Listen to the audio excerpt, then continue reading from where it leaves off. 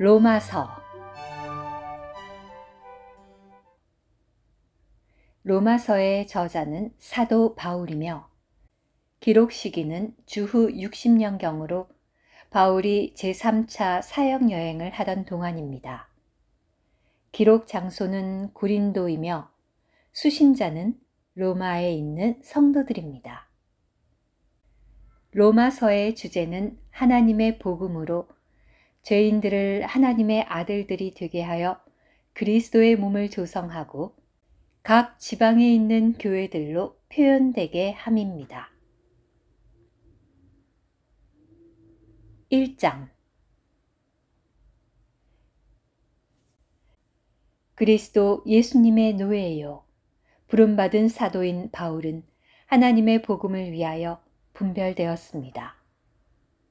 이 복음은 하나님께서 그분의 신원자들을 통하여 성경에 미리 약속하신 것이며 하나님의 아들에 관한 것입니다. 이 아들은 육체에 따라 말하자면 다윗의 씨에서 나셨고 거룩한 영에 따라 말하자면 죽은 사람들 가운데서 부활하시어 능력으로 하나님의 아들로 인정되셨습니다. 이분은 곧 우리 주 예수 그리스도이십니다.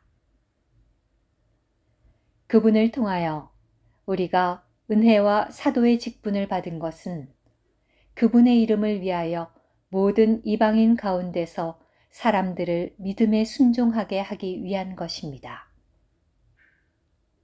여러분도 그들 가운데서 부름받아 예수 그리스도께 속한 사람들이 되었습니다. 하나님의 사랑을 받고 부름받은 성도들이 된 로마에 있는 모든 사람에게 하나님 우리 아버지와 주 예수 그리스도에게서 오는 은혜와 평안이 있기를 바랍니다. 먼저 내가 여러분 모두에 대하여 예수 그리스도로 말미암아 내 하나님께 감사드리는 것은 여러분의 믿음이 온 세상에 널리 전해졌기 때문입니다. 내가 기도할 때 항상 여러분을 얼마나 끊임없이 언급하는지에 대해서는 하나님의 아들의 복음 안에서 그리고 나의 영 안에서 섬기는 하나님께서 나의 증인이 되십니다. 이제 나는 어떻게 하든지 하나님의 뜻 안에서 여러분에게 나아가 형통한 길이 열리기를 간구합니다. 내가 여러분을 간절히 보고 싶어 하는 것은 어떤 영적인 은사를 여러분에게 나누어 주어 여러분을 견고하게 하려는 것인데 그것은 곧 내가 여러분과 함께 지내며 여러분과 내가 서로의 믿음을 통해 서로 격려를 받으려는 것입니다. 형제님들, 내가 다른 이방인들 중에서처럼 여러분 중에서도 열매를 얻으려고 여러분에게 가기로 몇 번이나 작정하였지만 지금까지 방해받았다는 것을 여러분이 알았으면 합니다. 나는 헬라인에게나 야만인에게, 지혜 있는 사람이나 어리석은 사람에게 다 빚진 사람입니다. 그러므로 나로서는 로마에 있는 여러분에게도 복음 전할 준비가 되어 있습니다. 나는 복음을 부끄러워하지 않습니다. 왜냐하면 이 복음은 먼저 유대인에게 그리고 헬라인에게까지 모든 믿는 사람을 구원에 이르게 하는 하나님의 능력이기 때문입니다. 믿음에서 나와 믿음에 이르게 하는 하나님의 의가 이 복음에 계시되어 있는데 이것은 성경에 그러나 의인은 믿음으로 생명을 얻고 살 것이다 라고 기록된 것과 같습니다. 하나님의 진노가 불의로 진리를 억누르는 사람들의 모든 경건치 않은 것과 불의한 것에 대하여 하늘로부터 계시됩니다. 왜냐하면 하나님을 알 수 있는 것이 그들 속에 나타나 있기 때문입니다. 하나님께서 그것을 그들에게 이미 나타내셨습니다. 세상이 창조된 이래로 하나님의 보이지 않는 것들, 곧 그분의 영원한 능력과 신성한 특성들은 만드신 것들을 통하여 분명히 보게 되고 알게 되어 있습니다. 그러므로 사람들은 변명하지 못할 것입니다. 왜냐하면 그들은 하나님을 알면서도 그분을 하나님으로서 영광스럽게 하지 않고 그분께 감사하지도 않으며 오히려 생각하는 것들이 허망하여지고 깨달음 없는 그들의 마음이 어두워졌기 때문입니다. 그들은 스스로 지혜 있다고 주장하지만 어리석게 되어 썩지 않는 하나님의 영광을 썩어 없어질 사람과 새들과 네 발 가진 짐승들과 기어다니는 것들과 같은 우상의 모양으로 바꾸었습니다. 그러므로 하나님은 그들이 마음의 정욕대로 더럽게 행하도록 그들을 내버려 두시어 그들의 몸을 서로 욕되게 하셨습니다. 그들은 하나님의 진리를 거짓과 맞바꾸고 창조물을 창조주보다 더 경배하고 섬겼지만 영원히 찬양을 받으실 분은 창조주이십니다. 아멘. 그러므로 하나님은 그들이 부끄러운 욕정대로 행하도록 그들을 내버려 두셨습니다. 그들의 여자들이 정상적인 관계를 비정상적인 것으로 바꾸었으며 마찬가지로 남자들도 여자와의 정상적인 관계를 버리고 서로를 향하여 육정이 부릴 듯하여 남자가 남자와 더불어 수치스러운 짓을 하였습니다. 그래서 그들의 잘못에 대한 마땅한 응징을 자기 몸에 받았습니다. 또한 그들이 자기들의 모든 지식 가운데에 하나님 두기를 거절하므로 하나님은 그들이 인정받지 못할 생각을 하여 합당하지 않은 그 짓들을 하도록 그들을 내버려 두셨습니다. 그들은 모든 불의와 사악과 탐욕과 악의가 가득하고 시기와 살인과 분쟁과 사기와 악행이 가득 차 있으며 수근수근하는 자요, 비방하는 자요, 하나님을 미워하는 자요, 무례한 자요, 거만한 자요, 뽐내는 자요, 악한 일을 도모하는 자요, 부모에게 불순종하는 자요, 몰지각한 자요, 약속을 저버리는 자요, 무정한 자요, 동정심이 없는 자입니다.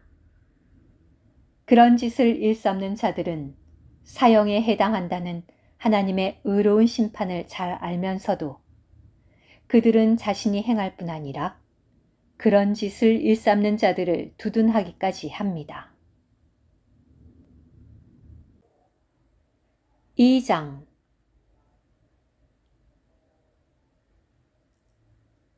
그러므로 남을 판단하는 사람이여 그대가 누구이든 변명할 수 없습니다. 그대가 어떤 일에 있어서 남을 판단하는 것은 바로 그 일에 있어서 자신을 유죄 판결하는 것입니다. 왜냐하면 판단하는 그대도 같은 짓을 일삼기 때문입니다. 그러나 우리는 그런 짓을 일삼는 이들을 하나님께서 진리대로 심판하신다는 것을 압니다. 그런 짓을 일삼는 이들을 판단하면서도 같은 짓을 행하는 사람이여. 그대는 하나님의 심판을 피할 수 있다고 생각합니까? 아니면 하나님께서 인자하셔서 그대를 인도하여 회개하게 하시려는 것을 그대가 알지 못하고 그분께서 그토록 인자하시고 관용하시고 오래 참으시는 것을 멸시하는 것입니까? 다만 그대의 굳어진 마음과 회개하지 않는 마음을 따라 그대는 진노의 날, 곧 하나님의 의로운 심판이 나타나는 그날에 임할 진노를 자기 자신에게 쌓고 있습니다. 하나님께서 각 사람에게 그의 행위대로 갚으실 것입니다. 꾸준히 선한 일을 하며 영광과 존귀와 썩지 않는 것을 추구하는 사람들에게는 영원한 생명으로 갚으실 것이지만 자기 이익을 위해 다투고 진리에 불순종하며 불의를 따르는 사람들에게는 진노와 격분으로 갚으실 것입니다. 악을 행하는 각 사람의 혼에는 환난과 고통이 있을 것인데 먼저 유대인에게 있고 그리고 헬라인에게 있습니다. 그러나 선을 행하는 각 사람에게는 영광과 존귀와 평안이 있을 것인데 먼저 유대인에게 있고 그리고 헬라인에게 있습니다. 왜냐하면 하나님은 사람을 외모로 판단하지 않으시기 때문입니다. 율법 없이 죄를 지은 사람들은 모두 율법 없이 멸망할 것이고 율법 아래에 죄를 지은 사람들은 모두 율법으로 심판을 받을 것입니다. 하나님 앞에서는 율법을 듣는 사람이 의로운 사람이 아니라 오직 율법을 준행하는 사람이라야 의롭게 될 것이기 때문입니다. 율법 없는 이방인들이 사람의 본성에 따라 율법의 일들을 행한다면 비록 그들에게 율법이 없어도 자기가 자기에게 율법이 됩니다. 이런 사람들은 그들의 마음에 율법의 기능이 기록되어 있다는 것을 보여주는데 그들의 양심이 그것을 증언하고 그들의 이성이 서로 고발하거나 변명하기도 합니다. 이런 일은 나의 복음에 따라 하나님께서 예수 그리스도를 통하여 사람들의 은밀한 것들을 심판하실 그날에 있을 것입니다. 그런데 유대인이라 불리는 그대는 율법을 의지하며 하나님을 자랑하고 율법에서 가르침을 받아 하나님의 뜻을 알며 더욱 뛰어난 것들을 분간할 줄 안다 합니다. 또 눈머니의 길잡이요 어둠에 있는 사람들의 빛이요 어리석은 이들을 바로잡는 사람이요 어린아이들의 선생이라고 하는 그대는 스스로 율법에 있는 지식과 진리에 합당한 짜임새를 갖추고 있다고 확신합니다. 그렇다면 다른 사람을 가르치는 그대가 어째서 그대 자신은 가르치지 않습니까? 도둑질하지 말라고 전파하는 그대가 어째서 도둑질합니까? 간음하지 말라고 하는 그대가 어째서 간음합니까? 우상들을 몹시 미워하는 그대가 어째서 신전의 물건을 훔칩니까? 율법을 자랑하는 그대가 어째서 율법을 범하여 하나님을 욕되게 합니까? 그것은 성경에 너희 때문에 하나님의 이름이 이방인들 가운데서 모독을 받는다 라고 기록된 것과 같습니다. 그대가 율법을 준행하면 할례가 유익하지만 그대가 율법을 범하면 그대의 할례는 무할례가 되는 것입니다. 그러므로 무할례자가 율법의 규례들을 지키면 그의 무할례가 할례로 여겨지지 않겠습니까? 또한 본래 무할례자인 사람이 율법을 온전히 지키면 율법 조문과 할례를 가지고도 율법을 범하는 그대를 판단할 것입니다. 왜냐하면 외면적 유대인이 유대인이 아니고 외면적 육체의 할례가 할례가 아니기 때문입니다. 오직 내면적 유대인이 유대인이고 할례는 마음에 있는 것이어서 영 안에는 있고 율법 조문에는 있지 않습니다. 그러한 사람은 사람들에게가 아니라 하나님께 칭찬을 받습니다.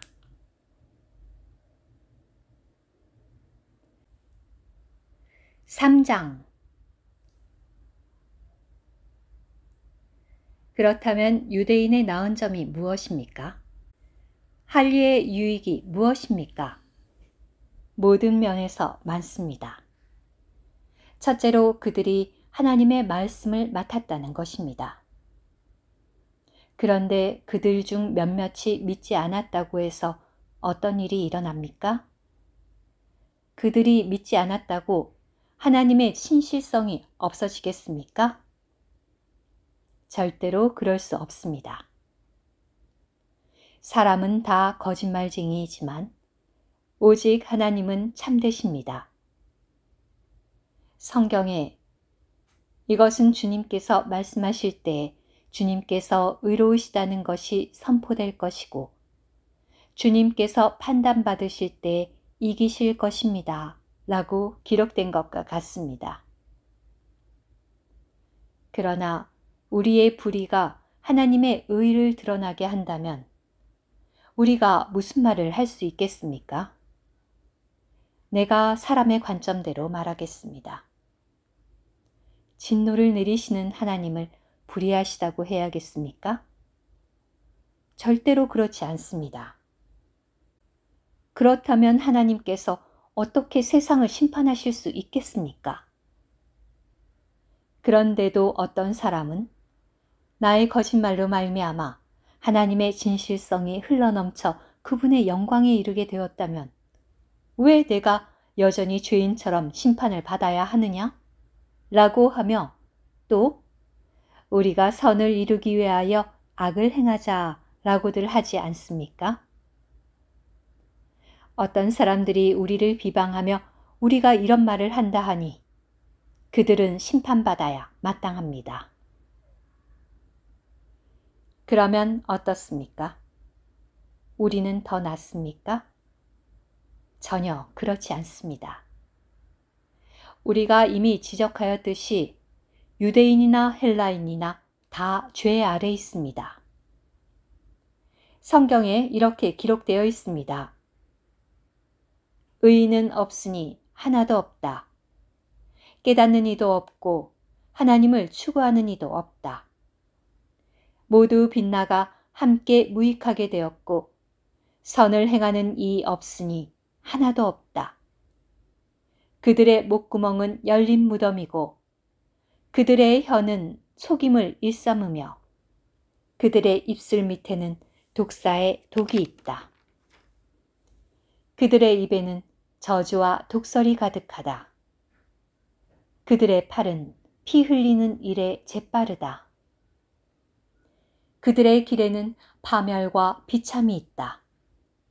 그들은 평안의 길을 알지 못한다. 그들의 눈에는 하나님을 두려워하는 것이 없다. 우리가 아는 대로 율법이 말하는 모든 것은 율법 아래 있는 사람들에게 이르는 것이며 모든 입을 막고 온 세상을 하나님의 심판 아래 있게 하려는 것입니다. 왜냐하면 율법의 행위로는 그분 앞에 의롭게 될 육체가 없기 때문이며 율법으로는 죄를 분명히 알 뿐이기 때문입니다. 그러나 이제는 율법과 상관없이 하나님의 의가 나타났습니다. 그것은 율법과 신원서를 통해 증언된 것입니다. 곧 예수 그리스도를 믿음으로 말미암아 믿는 사람 모두에게 미치는 하나님의 의니 차별이 없습니다. 모든 사람이 죄를 지었으므로 하나님의 영광에 이르지 못하다가 그리스도 예수님 안에 있는 구속을 통하여 하나님의 은혜로 거저 의롭게 됩니다. 그리스도 예수님의 피로 사람의 믿음을 통하여 하나님께서 그리스도 예수님을 드러내시어 화해 장소로 삼으셨습니다. 그것은 하나님께서 이전에 사람들이 지은 죄들에 대하여 오래 참으시면서 지나쳐 가심으로 그분의 의를 나타내시기 위한 것이며 지금 이때 그분의 의를 나타내셔서 자신도 의로우시며 또한 예수님을 믿는 사람도 의롭다고 하시기 위한 것입니다. 그러니 자랑할 것이 어디 있습니까? 전혀 없습니다. 어떤 법으로입니까? 행위의 법으로입니까? 아닙니다. 오직 믿음의 법으로입니다. 왜냐하면 사람이 의롭게 되는 것은 율법의 행위와 상관없이 믿음으로 된다는 것을 우리가 인정하기 때문입니다. 하나님은 유대인들만의 하나님이십니까? 이방인의 하나님은 아니십니까? 물론 이방인의 하나님도 되십니다. 하나님은 오직 한 분이십니다. 하나님께서 할례자는 믿음으로 말미암아 그리고 무할례자는 믿음을 통하여 의롭다 하십니다. 그러면 우리가 믿음 때문에 율법을 없앱니까? 절대로 그렇지 않습니다. 오히려 율법을 굳게 세우는 것입니다. 4장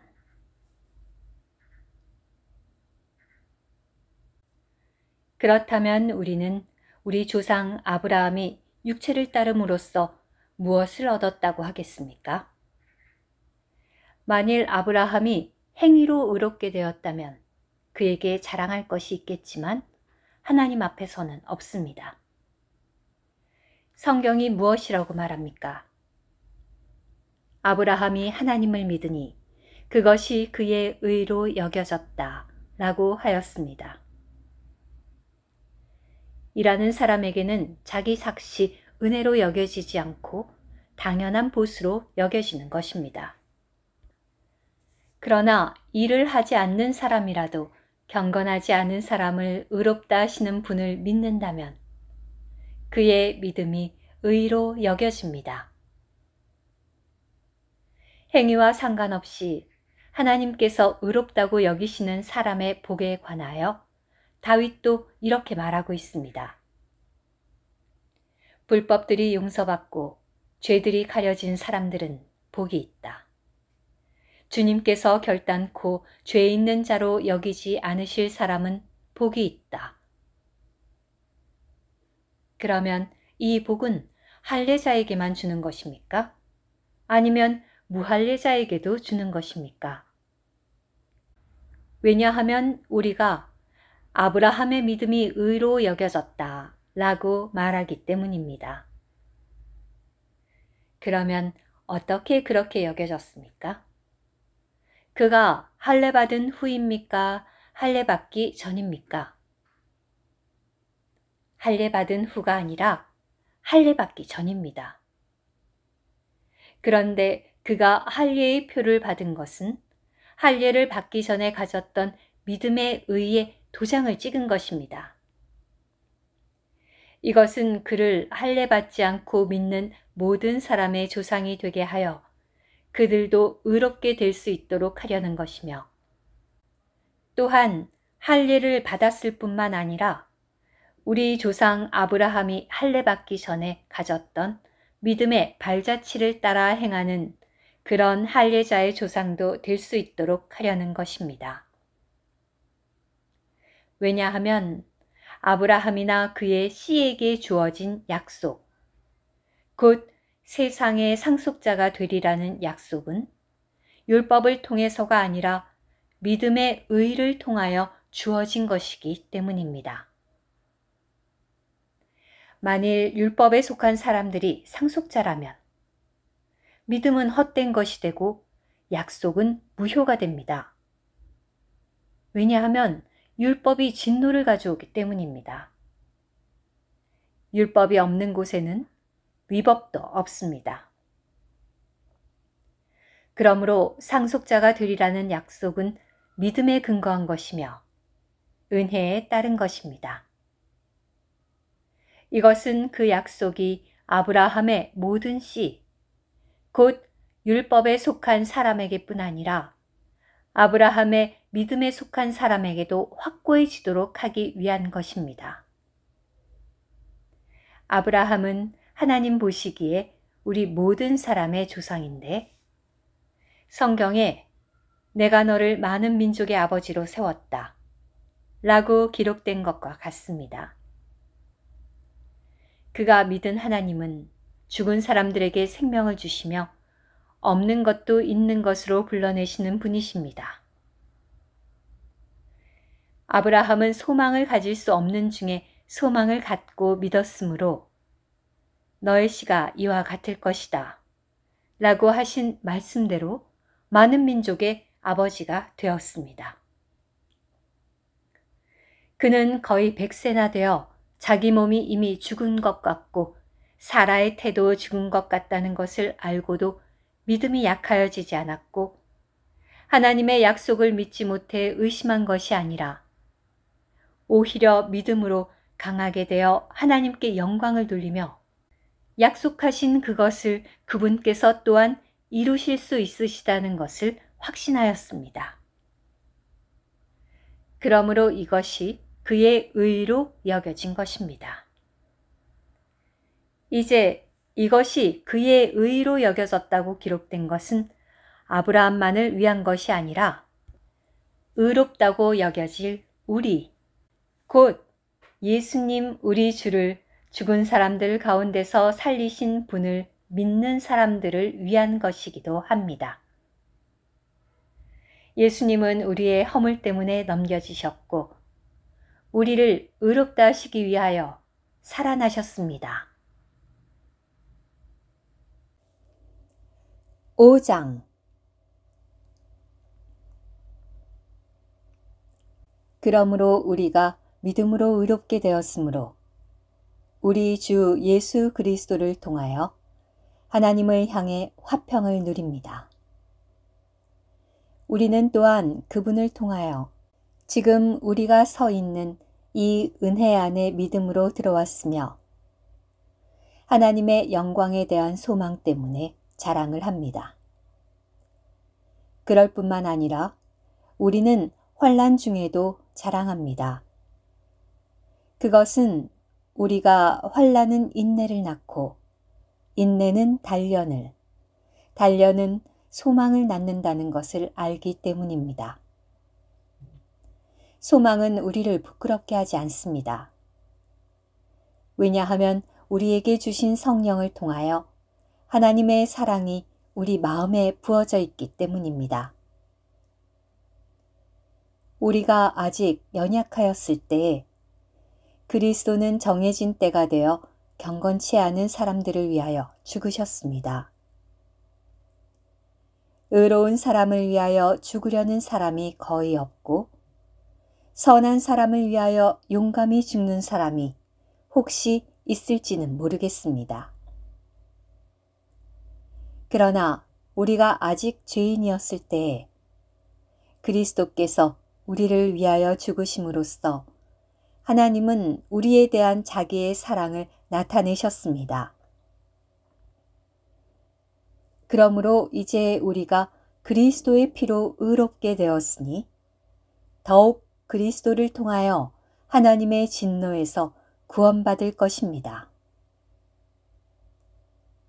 우리가 원수였을 때에 하나님의 아들의 죽음을 통해 하나님과 화목하게 되었다면 이미 화목하게 된 우리는 더욱 그분의 생명 안에서 구원받을 것입니다. 그럴 뿐만 아니라 또한 우리는 우리 주 예수 그리스도로 말미암아 하나님 안에서 자랑합니다. 그분으로 말미암아 이제 우리가 하나님과 화목하게 된 것입니다. 그러므로 한 사람을 통하여 죄가 세상에 들어왔고 죄를 통하여 죽음이 들어온 것 같이 모든 사람이 죄를 지었으므로 죽음이 모든 사람에게 두루 퍼졌습니다. 율법이 있기 전에도 죄가 세상에 있었지만 율법이 없을 때에는 죄가 죄로 고발되지 않습니다. 그러나 아담부터 모세까지 아담이 위법한 것과 같은 모양의 죄를 짓지 아니한 사람들 위에도 죽음이 왕노릇을 하였습니다. 아담은 오실 분의 예표입니다. 그러나 이 은혜로운 선물은 그 범죄와 같지 않습니다. 한 사람의 범죄로 많은 사람이 죽었지만 하나님의 은혜와 한 사람 예수 그리스도의 은혜 안에 있는 거저주는 선물은 많은 사람에게 넘쳤습니다. 또한 거저주는 이 선물은 한 사람이 범죄한 결과와 같지 않습니다.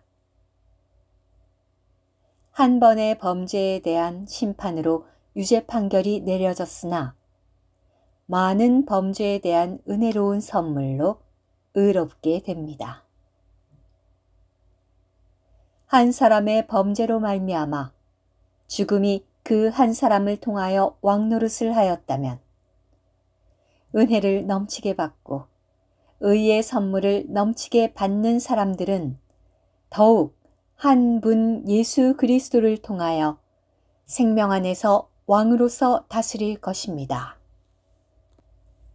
그러므로 한 범죄를 통하여 모든 사람이 유죄 판결을 받은 것 같이 의로운 한 행동을 통하여 모든 사람이 생명을 얻도록 의롭게 되었습니다.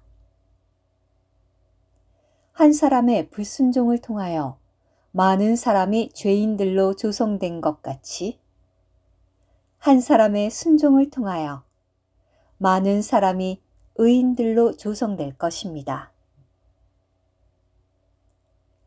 율법이 들어온 것은 범죄가 많아지도록 하려는 것입니다. 그러나 죄가 많아진 곳에 은혜가 더욱 넘치게 된 것은 죄가 죽음 안에서 왕노릇을 한 것 같이 은혜도 의를 통하여 왕으로서 다스려 우리 주 예수 그리스도를 통하여 영원한 생명에 이르게 하려는 것입니다.